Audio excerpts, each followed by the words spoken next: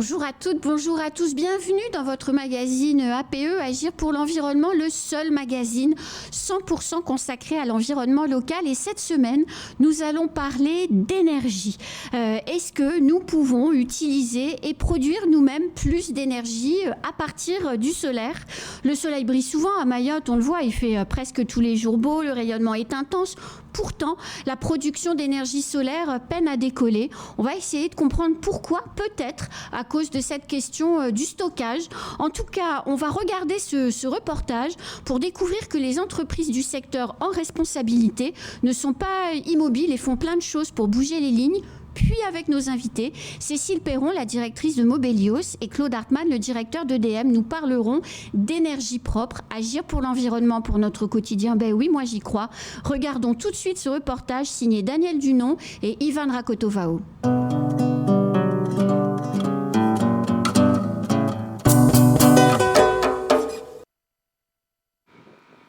Sur le toit de cette centrale solaire à Longoni, 204 panneaux photovoltaïques. Mis en service en 2021, ils captent les rayons du soleil et les convertissent en électricité pour 55 foyers à Mayotte. Une centrale est composée de 3 grands éléments. Les panneaux qui sont en toiture, la partie conversion d'énergie qu'on voit en face de nous avec des onduleurs qui viennent convertir l'énergie continue en alternatif. Ensuite, on le voit, il y a une tranchée qui a été réalisée. On a un câble souterrain qui évacue l'énergie au poste de distribution publique. Avant d'arriver au poste, on a un intermédiaire qui est le coffret producteur. Dans celui-ci, on a le compteur qui sert à comptabiliser l'énergie produite, mais également un élément de découplage. S'il y a trop de photovoltaïque, par exemple, EDM peut déconnecter les centrales photovoltaïques. Parce qu'en fait, d'un point de vue équilibre offre et demande, il ne faut pas qu'on dépasse un certain niveau de production ENR. Il y a ce premier paramètre-là, mais il y a aussi, si pour des raisons de sécurité, on se rend compte que la centrale pose problème sur le bâtiment, il faut qu'on ait la possibilité de le déconnecter à distance et assez rapidement. Aujourd'hui sur l'île, la part du solaire dans le mix énergétique est minime, environ 5%. EDM veut faire plus, mais les contraintes sont importantes. Manque de foncier notamment, mais aussi d'infrastructures de stockage d'énergie. Le soleil produit de l'énergie effectivement via tout le dispositif qu'on peut voir, mais l'énergie n'est pas stockée. Et il faut ajouter à ça du stockage qui a un coût aujourd'hui assez conséquent, manque de maturité, et qui ne permet pas de pouvoir disposer massivement sur le territoire, en tout cas, cette solution. Toutefois, les installations manquantes sont déployées progressivement. 2 unités de batteries de stockage ont vu le jour à la faveur d'un appel à projet de la Commission de régulation de l'énergie, une autorité administrative indépendante chargée de surveiller le marché de l'énergie. L'une de ces unités est installée ici, sur le site de Total Énergie à Longoni.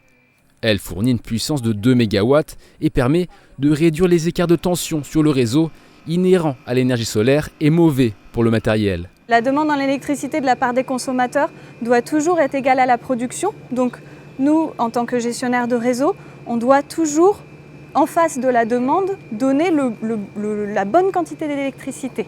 Ce qui est assez facile à faire quand on a des centrales diesel, je dis facile avec des guillemets, mais ce qui devient difficile à faire quand on a des centrales photovoltaïques parce qu'on ne contrôle pas leur production. C'est le soleil qui contrôle complètement leur production, donc dès qu'il y a un nuage qui passe, il faut de la puissance d'autre chose. Ces batteries servent à ça. Elles se rechargent quand on n'a pas besoin d'elles, et dès qu'on a ce problème de déséquilibre sur le réseau, elles déchargent et elles déversent leur énergie qu'elles ont stockée sur le réseau électrique. Davantage d'unités de stockage sont nécessaires pour accroître la production solaire sur l'île. Des installations qui demanderont du temps et d'importants moyens financiers, alors que les besoins en énergie sont en perpétuelle augmentation, plus 3 à 4% chaque année.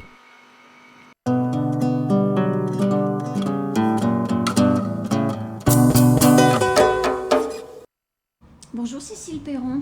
Bonjour Anne-Constance, bonjour à tous. Vous dirigez Mobelios. Oui. C'est quoi Mobelios ? Alors Mobelios, c'est une nouvelle entreprise qui a vocation à développer des mobilités éco-responsables. Donc on a commencé avec l'ouverture d'un atelier qui fait de la location, de la vente et de la réparation de vélos, vélos électriques essentiellement. Et on porte des projets de stations de charge solaire pour véhicules électriques, que ce soit des scooters ou des voitures. Bonjour Claude Hartmann. Bonjour Constance. Vous êtes le directeur d'EDM. On ne vous présente plus. On l'a vu à travers le reportage, le stockage de l'énergie solaire est un problème. Pourquoi ? C'est une solution, avant que d'être un problème. En fait, l'énergie solaire est intermittente. Quand il n'y a pas de soleil, il n'y a pas d'énergie. Et d'ailleurs, dans une île comme Mayotte, la consommation maximale d'électricité, elle est de nuit. Elle est vers 6 heures, entre 6 heures et 20 heures. Et donc, en fait, le soleil, il faut absolument le développer, le solaire, mais en même temps, il ne répond pas en temps réel à la demande. D'où le besoin de stockage, qui est une solution. Il faut stocker l'énergie solaire ou l'énergie produite par les machines pour pouvoir la restituer dans les moments utiles. Et donc, en fait, le stockage est une solution, certes, qui a démarré assez tardivement, parce qu'on a inauguré nos 2 batteries, l'une de Total Energy, l'autre d'Albioma, l'an passé. Et que ça vient un peu tard dans le jeu, mais c'est des batteries qui représentent plus de 10% de la puissance de pointe. C'est-à-dire que c'est des outils très importants dont la plupart des autres îles ne peuvent pas se targuer. Parce que, en fait, comme on est une petite île, ces installations représentent une part importante.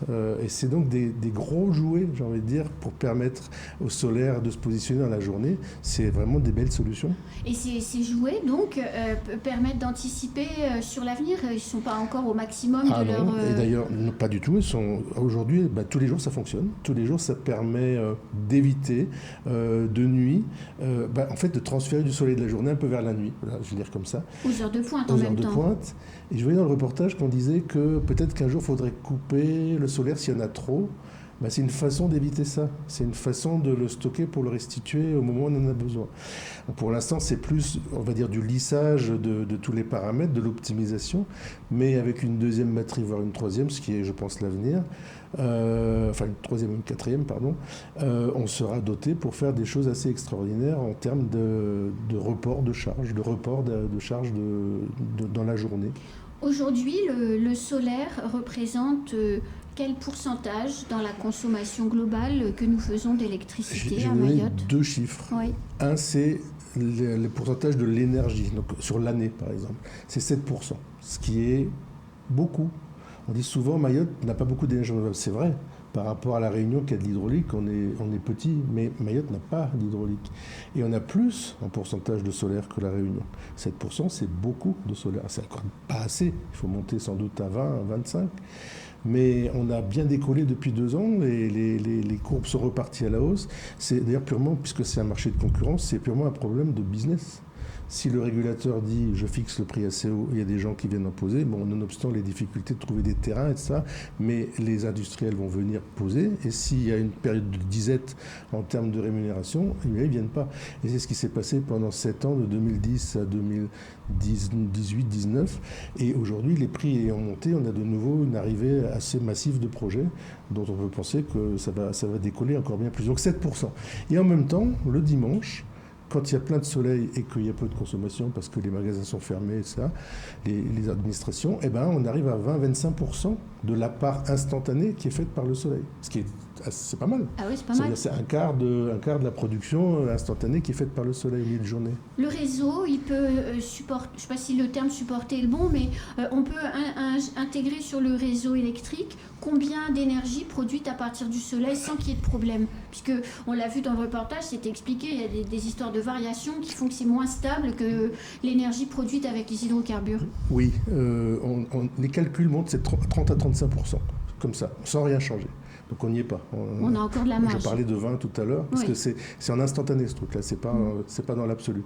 On a encore de la marge. Je peux doubler à peu près l'existence sans rencontrer de difficultés majeures. Même si, je vais vous raconter une anecdote amusante, mes conducteurs de réseau, ceux qui pilotent l'équilibre offre-demande, on a des dispatching, c'est les endroits, les salles de commande, de repli, parce que il y a eu le Covid, il y a des tas de soucis. Donc de temps en temps, on sort de Kawini pour aller ailleurs, piloter l'ensemble. Et il se trouve que cette salle B, cette salle de secours, n'a pas de fenêtre. J'arrive, je vois le type, il est à la porte ouverte. Je dis, bon, il n'y a pas de raisonnement, qu'est-ce que tu fais, la clim, le machin. Il me dit, moi j'ai besoin de voir dehors pour piloter le réseau. Pas des blagues. C'est que le solaire est tellement sensible aux nuages qu'ils aiment, et ils l'ont à Kawini, avoir une vision du ciel en général pour anticiper des arrivées massives de problèmes. Donc voilà, c'est cette difficulté-là qu'on peut avoir. Et du coup, le taux communément admis, c'est 30-35% de pourcentage qu'il ne faut pas dépasser. Et après, il y a d'autres solutions qui consistent à mettre des batteries un peu plus intelligentes qui font non seulement de la charge et de la décharge, mais qui sont capables de simuler, un peu comme des moteurs, des accélérations, parce qu'il y a de l'électronique dedans. Et donc ça, je pense que c'est l'avenir, ça n'existe pas encore tout à fait, c'est en train d'arriver. Et peut-être qu'avec ces machines électroniques un peu plus futées, on pourra continuer à monter le taux de solaire à Mayotte et ailleurs. D'ailleurs, c'est pas un problème mahorais.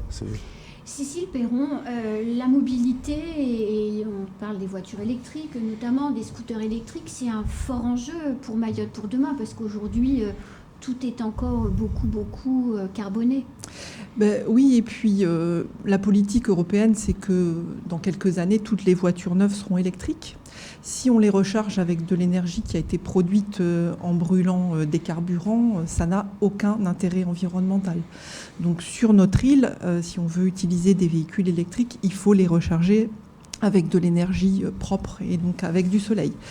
Mais comme les autres usages, la voiture, en général, on s'en sert plutôt la journée et on va la recharger plutôt la nuit. Donc, on est déphasé par rapport à la production et la consommation. Et donc, on va devoir, nous aussi, stocker l'énergie qu'on va produire dans la journée pour recharger les voitures. Pour les vélos, pour les scooters, c'est un petit peu différent puisqu'on fonctionne avec des batteries amovibles. Et donc, celles-ci, on peut les recharger pendant la journée, pendant la production, tout en ayant des véhicules qui roulent.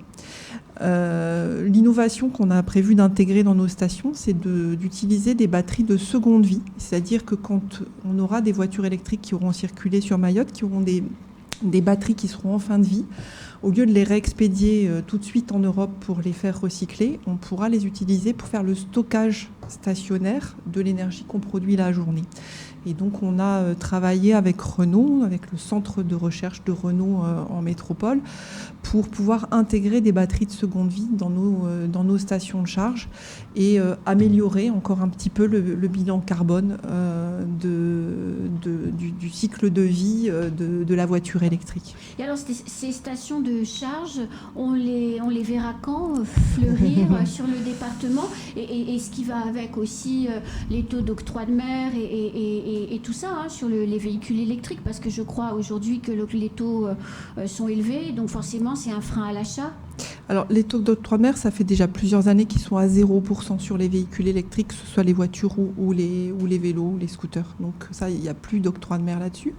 Les stations de charge, c'est des gros investissements. Une station de charge telle que la première qu'on envisage à Petite Terre, l'investissement est de l'ordre de 3 millions d'euros pour une grosse station de charge. Et on met combien de véhicules ? Alors là-dessus, le nombre de véhicules, ça dépend surtout du nombre de kilomètres qu'ils parcourent. Donc si on a des taxis qui font 250 km par jour, ça ne va pas être la même chose que si on a un usager, un petit terrien qui va faire en moyenne peut-être 50 km par semaine avec sa voiture. En tout cas, ça a été dimensionné pour une dizaine de taxis électriques et une quarantaine de voitures particulières, on va par dire. Jour. Oui, rattachés à cette station et qui vont venir se recharger. Et vous allez produire l'électricité par panneaux photovoltaïques ? C'est ça. Donc en fait, c'est une ombrière avec des panneaux photovoltaïques. C'est complètement modulaire. Tout est fabriqué ici à Mayotte, chez Batimétal à Kawini. Donc on pourra de toute façon augmenter la capacité de production au fur et à mesure que la flotte de véhicules électriques va augmenter. En termes de durée, en fait, pour porter ce projet, parce que nous, Mobelios, on est une petite entreprise familiale et on n'a pas la capacité de porter un tel projet sur le plan financier. Et donc, on vient de s'associer le mois dernier avec les communes de Pamandzi et de Dzaoudzi l'abattoir et avec les taxis Vanille, donc dans une société coopérative d'intérêt collectif, pour pouvoir porter ce projet de station de charge. Donc là, on va monter le dossier de financement, etc. Européen, je suppose. On espère pouvoir mobiliser effectivement des fonds européens sur un tel projet. Et puis après, il faut que tout ça se mette en place. On espère que l'année prochaine, on pourra démarrer les travaux, mais ici, on avance aussi Oui, au avec les rythme qui est difficultés. possible et donc je ne vais pas promettre de date. Alors, Claude Hartmann, si l'octroi de mer n'est plus sur les véhicules électriques, pourquoi elles ne fleurissent pas beaucoup plus rapidement ? Alors, je pense qu'il faut demander ça à ceux qui importent les véhicules, parce que en pratique, rien n'empêcherait, bien au contraire, d'utiliser un véhicule électrique. C'est même une excellente idée. Alors, c'est une bien meilleure idée quand l'énergie est verte, mais Pour recharger, dans oui. l'absolu, c'est déjà une bonne idée quand elle ne l'est pas. Parce que les rendements en fait, des moteurs électriques sont bien meilleurs. Les rendements des grosses machines qui produisent aujourd'hui l'électricité sont meilleurs également. Et un véhicule dans un bouchon, il vaut mieux avoir un électrique qu'un diesel qui ne s'arrête pas et qui continue à faire à la fois de la pollution locale et générale à la planète. Mais donc pour moi, il y a un grand feu vert pour le futur, parce qu'entre le solaire qui fait sa percée et la conversion 100% bio qui est maintenant sur les rails, sans compter la géothermie après, et peut-être le solaire sur le lagon un jour. Enfin bref, l'avenir de l'énergie verte à Mayotte est grand ouvert. Au début, encore importé, peut-être à terme autonome, je n'en sais rien. Mais en tout cas, le coup de départ est donné. Et donc ça ne peut plus être des considérants, comme par le passé, c'est vrai, du type, ah ouais, mais c'est dommage de brûler du gasoil dans un... Enfin, puisque de toute façon, c'est du gasoil électrique, entre guillemets. Ce raisonnement-là, je pense qu'il faut l'arrêter. Et un peu comme à La Réunion, puisque La Réunion, aujourd'hui, ils ont des chiffres de vente de voitures neuves à l'identique quasiment de la métropole. Parce que tout simplement, le coup est tiré. On apporte des voitures, les gens les achètent. En fait, c'est très satisfaisant d'ailleurs. C'est moins cher à l'usage. Enfin voilà, il y a plein d'avantages derrière la voiture électrique. Et donc, c'est plus une question d'ouverture du marché ou pas. Peut-être aussi de maintenance, parce que ces véhicules-là, il faut les maintenir, donc c'est des compétences qu'il faudra acquérir. Et là, je parle des garagistes, etc. Mais bon, quelque part, les conditions sont réunies pour démarrer. Mais la société mahoraise, elle est encore pleine d'a priori sur le sujet. On voyait l'octroi de mer, on parle également effectivement, comme vous l'avez dit, à quoi ça sert d'avoir un véhicule électrique si pour l'alimenter, il faut brûler du gasoil dans les moteurs EDM. Donc, la transformation, elle est en cours en réalité. Mais elle est lente, elle est en cours. Moi, je pense qu'il va se passer, ce qu'on a vu aussi ailleurs, c'est qu'à partir d'un moment, ça s'accélère. Et ce moment-là, il n'est pas toujours piloté. Il vient un petit peu en fonction aussi des gens, en fonction de la demande, en fonction du bouche à oreille, ça. Mais je pense que le jour est proche où ça va décoller à Mayotte, comme ça a décollé dans les autres îles françaises. Et de toute façon, on se rappelle qu'en Europe, et nous y sommes, en 2035, a priori, on arrête les carburants fossiles. Alors, la question... Oui, Cécile. Je crois qu'il y a une appréhension aussi par rapport aux questions de maintenance. On se demande si on va trouver sur l'île des gens qui sont en capacité d'entretenir soit un vélo électrique, soit une voiture électrique, soit un scooter électrique. Et il faut, je sais qu'il y a des jeunes qui nous écoutent et dans les énergies vertes et dans l'entretien des véhicules électriques et dans l'environnement en général, il y a vraiment plein de métiers d'avenir nouveaux. Et nous, on travaille actuellement avec les orphelins apprentis d'Auteuil pour former des jeunes pour qu'ils deviennent techniciens cycles et qu'ils sachent entretenir des vélos parce qu'on est certain qu'on va en avoir besoin. Et aujourd'hui, on n'en trouve pas sur l'île. On est obligé de les envoyer en métropole pour se former et c'est très bien, à condition qu'ils reviennent. Il faut qu'ils reviennent. C'est aussi un autre risque à Mayotte. La question, je la pose à tous les deux. Derrière toute cette logique, on le voit, il y a la question de l'usager. Il y a un problème quand même un petit peu d'adhésion. Est-ce que la population, elle est suffisamment informée, motivée ? Est-ce qu'elle n'a pas encore des freins pour sauter dans le vide ?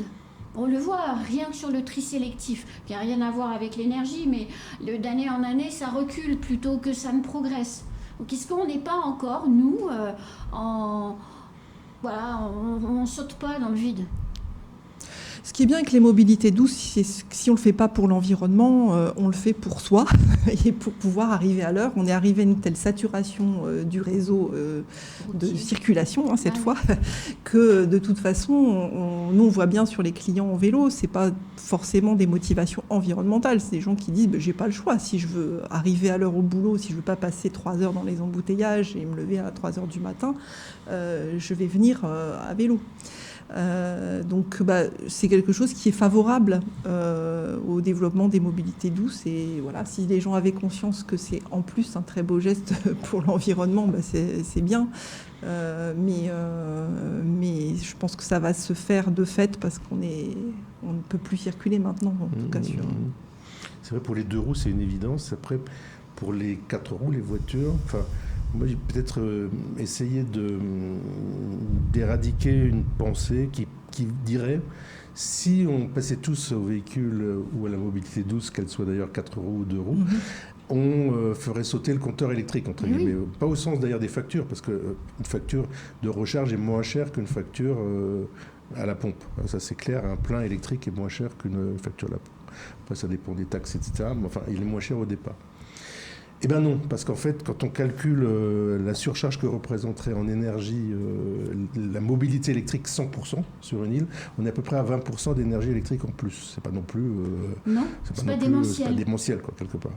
EDM a la capacité d'augmenter, sans faire de travaux géants, d'augmenter de 20% la consommation. On a 3-4% tous les ans, donc ça ne représente que 5% d'augmentation. Moi, je pense que le véhicule électrique viendra moins vite que ça. Là, on parle de 100%, si vous voulez, de véhicule. Donc moi, je crois qu'on a la capacité d'accompagner le développement du véhicule sans aucune difficulté. Et ça, c'est quand même bien de le dire, parce que ça évite de croire qu'on va faire écrouler le réseau ou je sais pas quoi. Non, on sait accompagner. La difficulté, elle est plus à quel moment on recharge. Et c'est pour ça que moi, j'apprécie beaucoup l'aspect solaire, parce que le mieux est encore de ne pas gêner l'existant, qui n'a pas été conçu pour ça en termes de réseau. Mais si on doit prendre de l'énergie EDM, entre guillemets, donc pas du solaire, si on doit se connecter, ce qui sera le cas aussi forcément à la maison par exemple, à la maison, au boulot, etc. Faisons en sorte que cette charge ne soit pas exactement au même moment que le foutail.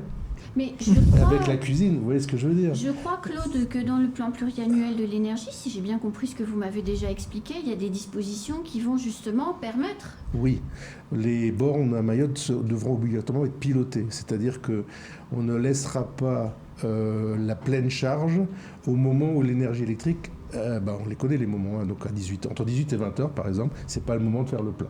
Le mieux étant de se brancher le soir à 22 heures ou automatiser la chose, de sorte que ça se charge tranquillement pendant qu'on dort et qu'on puisse disposer d'un plein le matin en partant.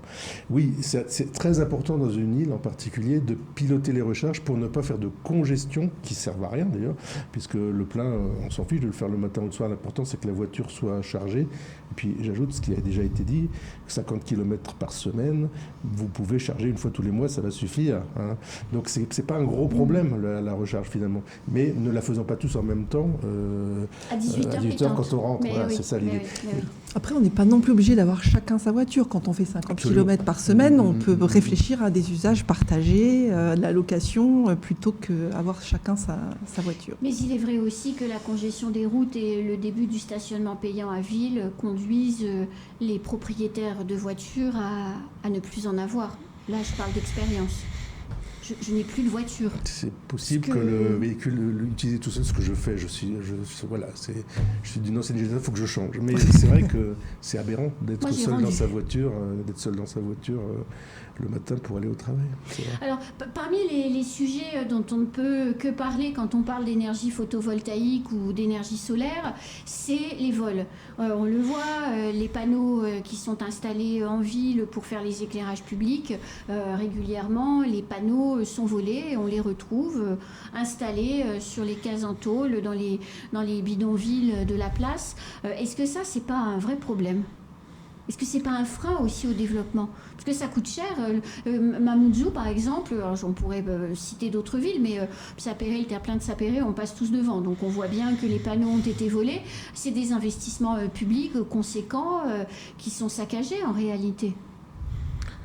On voit ça, on voit qu'il y a effectivement un lampadaire sur deux qui est détroussé de ces panneaux, sans doute pour un autre usage. Sur les usines, les sites où il y a beaucoup de panneaux de forte puissance. Oui, on en voit derrière vous. Là, c'est le collège de Koungou. Oui, on a en fait... sur les toits, c'est encore plus facile parce que sur les toits, c'est rare qu'on vole. Mais sur les champs de photovoltaïque, par exemple autour de Longoni où Sunzil a des champs de photovoltaïque, il y a de temps en temps des intrusions dans les grillages pour voler quelques panneaux. Après... c'est peu gênant sur une grosse installation. C'est beaucoup plus gênant sur une installation de particulier s'il a mis de côté de l'argent et qu'on lui enlève tout du jour au lendemain. Ça, je maîtrise moins. Sur les gros sites, c'est un souci. Mais ça reste un peu comme au supermarché, on vole de la marchandise, mais enfin, ça n'empêche pas le supermarché de vivre, je vais le dire comme ça.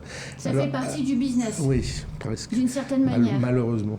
Mais sans doute que sur des installations plus modestes, ça peut être beaucoup plus gênant, parce que là, vous cassez un projet personnel. Alors, madame, monsieur, ceux qui nous écoutent se disent, bon, allez, moi, ça y est, j'y vais, je vais m'y mettre. Ils commencent par quoi ? Alors, parce que il n'y a EDF, pas. vous donnez des encouragements aussi, vous Oui, aidez aux vrai. investissements. Alors, aujourd'hui, on a beaucoup d'argent qui est mis pour économiser de l'énergie. On va faire des chauffe-eau solaires, on va faire des brasseurs d'air, des aides pour s'équiper en matériel peu gourmand. Très bien. D'ailleurs, ça fonctionne et c'est parfait. Il y a très peu d'aides, voire pas du tout. D'ailleurs, pas du tout, je crois, ni ici ni ailleurs, d'aides pour qu'un particulier se mette à produire. Ça n'existe pas. Et d'ailleurs, il n'y a pas de marché non plus. Peut-être vous l'avez senti, Madame Perron, quand on cherche des gens capables de faire du photovoltaïque petite échelle, il n'y en a pas, parce qu'ils font tous du grande échelle, puisque c'est ça qui est développé finalement, par l'État d'ailleurs. Et donc je pense qu'il y a un maillon qui manque, c'est le maillon, moi, dans mon petit je sais pas, peu importe combien de pièces d'ailleurs, 1 pièce, 2 pièces, 3 pièces, peu importe, sur mon toit à moi, est-ce que je peux faire quelque chose ? Ben oui, vous pouvez, mais à Mayotte, c'est pas développé. On ne sait pas à qui s'adresser, il n'y a pas d'aide, donc on part un peu de zéro là. C'est quelque chose pour le futur. Pour les entreprises, il y a des aides pour faire de l'autoconsommation, qui ne sont pas mais forcément à grande plus, échelle. voilà, c'est pas forcément à grande échelle. C'est ça, voilà, c'est pas à grande échelle et c'est pas, à qui s'adresser, c'est compliqué. Enfin, en tout cas, moi, je vous conseille de rendre votre voiture, la vendre, de faire du vélo électrique ou au moins du scooter électrique si possible, et puis d'installer quand même un ballon d'eau chaude solaire. Ça, Alors tiens, puisque vous en parlez, oui, et l'énergie solaire, c'est aussi l'énergie directe, là, parce qu'on parle d'électricité, mais l'eau chaude solaire, c'est la moins chère du monde.